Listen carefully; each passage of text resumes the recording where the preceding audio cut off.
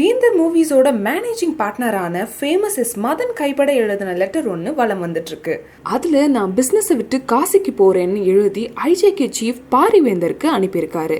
இந்த விஷயம் பத்தி சுத்தி வந்துட்டு இருக்க டாக் என்னன்னா, பாரிவேந்தர் 6 மாசமா பேசாததுனால அவரை ரொம்ப பாதிச்சதாகவும், அதை தவிர அவரோட எலெக்ஷன் கேம்பெயினுக்கும் அவரை கூப்பிடல, அவரோட பிசினஸ்ல ஏற்பட்ட லாஸும் இதுக்கு காரணமாம்.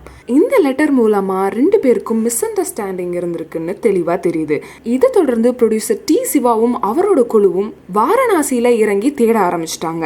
இதை பத்தின அவரோட வாய்ஸ் ஓவர் இதோ. நண்பர்களே, நான் இப்போது வாரணாசியில் இருக்கிறேன். இயக்குனர் பாலா அவர்கள் அறிமுகப்படுத்திய திருமதி காயத்ரி அவர்களும் நமது 2D தயாரிப்பாளர் திரு ராஜா அவர்கள் மூலமாக இங்கே வாரணாசியினுடைய ஐஜி அவர்களை சந்தித்து அவர் மிக பெரிய ஒத்துழைப்பை கொடுத்து எங்களுடன் ஒரு பெரிய டீமை அனுப்பி வைத்து அவருடைய வாகனங்களையும் அனுப்பி வைத்து முழுக்க தேடுதல் வேட்டையை தீவிரப்படுத்தியிருக்கிறார்கள். பல முனைகளிலும் இது நடந்து வருகிறது.